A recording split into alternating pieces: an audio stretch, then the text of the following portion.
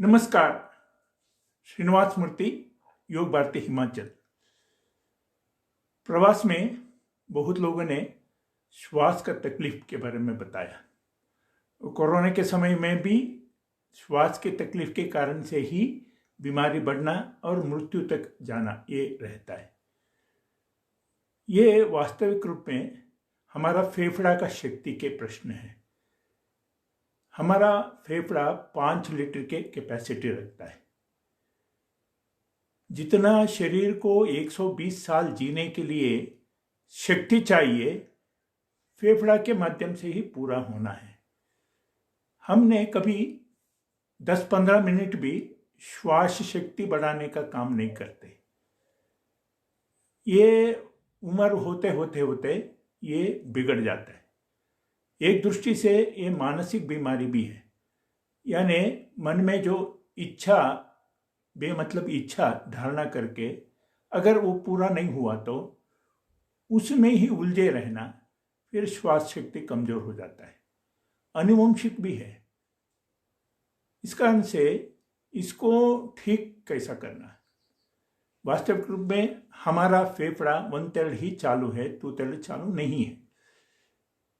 ये वात का भी बीमारी है, क्योंकि आन उदान समान व्यान प्राण अपान उदान ये सारे हैं। ये सारे ठीक चलने के लिए डीप ब्रीथिंग करना है। वैसा कामों के बीच में ये याद नहीं रहते। इस कारण से 10-15 मिनट सुबह ये अभ्यास कर लिया जाए, फिर फेफड़ा पूरा खुल जाता है। जितना भी काम आता है वो सारे के लिए ऑक्सीजन का पूरा होता है। नहीं तो क्या होता है, 4 कदम चढ़ा श्वास चढ़ जाता है, फूल जाता है श्वास। ये पूरा करना है। इस कारण से आहार में भी ठंड पदार्थ कम खाना है। खास करके आजकल आदत है फ्रिज में रखे हुए चीज को खाने का आदत है। वो इतना ठंड होने के कारण से हमारा फेफड़ा में बलगम भरते जाता है। श्वास नाली पूरा श्वास लेने योग्य नहीं रहते।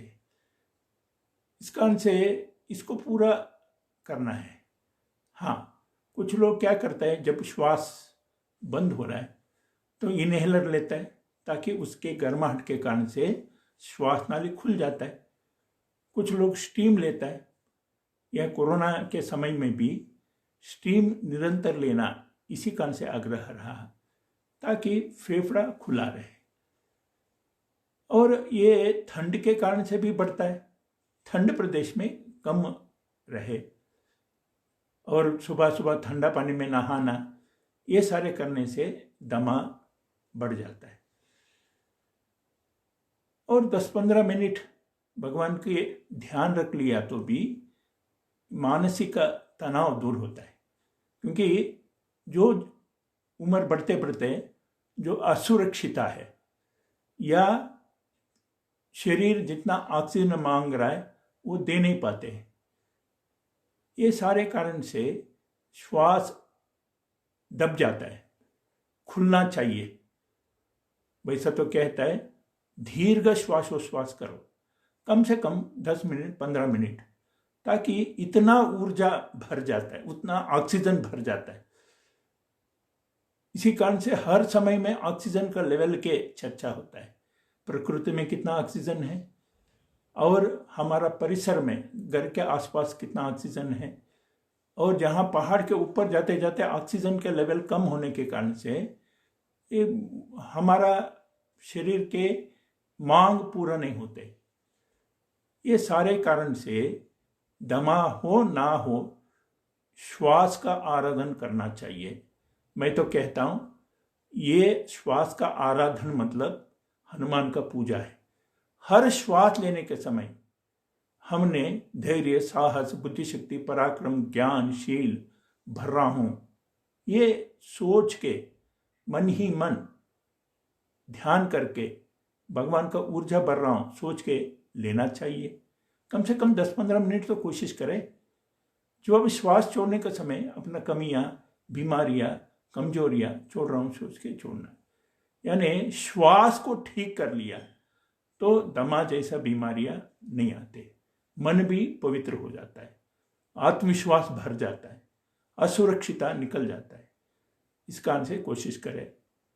और सीने का मालिश करना, खास करके तिल के तेल के मालिश करना, इससे भी वहाँ जो रेशा बलगम जम जाता है वो निकल जाता है। एक कोरोना वायरस का भी यही गुण है, रेशा बलगम को बढ़ाना। इसी दृष्टि से ही नाक को ठीक रखना ये सारे कहता है। तारुण्य में जो दौड़ लगाता है या भस्त्रिका करता है या कपालभाति करता है, वो दमा आ ही नहीं सकते उनको। जब आ ही गया तो उसका दीर्घ श्वासोश्वास करना ही उसका इलाज है। ये कोरोना के समय में बहुत लोगों को जब श्वास का तकलीफ हुआ, उन्होंने भस्त्रिका करके अपना आपको ठीक कर लिया। इस दृष्टि से अनुलोम विलोम, नाड़ी शोधन ये करते रहना, मैदान में, खुला मैदान में थोड़ा श्वास योग, दोनों हाथ को आगे बढ़ाना और श्वास लेते हुए खोलना।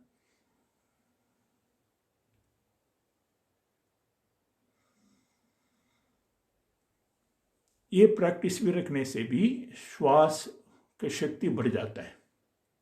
वास्तविक रूप में किसी ताकतवान व्यक्ति को एक शब्द कहता है, ये दमदार है। दमदार मतलब क्या है? उनका सीना पूरा खुला है और जितना जरूरत है उतना ऑक्सीजन का सप्लाई शरीर के हर कण तक करने का सामर्थ्य है। इस कारण से कोई भी तकलीफ आया, जितना भी मर्जी काम आए, जितना भी चढ़ाई उतराई हो, उनका श्वास नहीं फूलते, पूरा ऑक्सीजन का पूरा हो जाता है।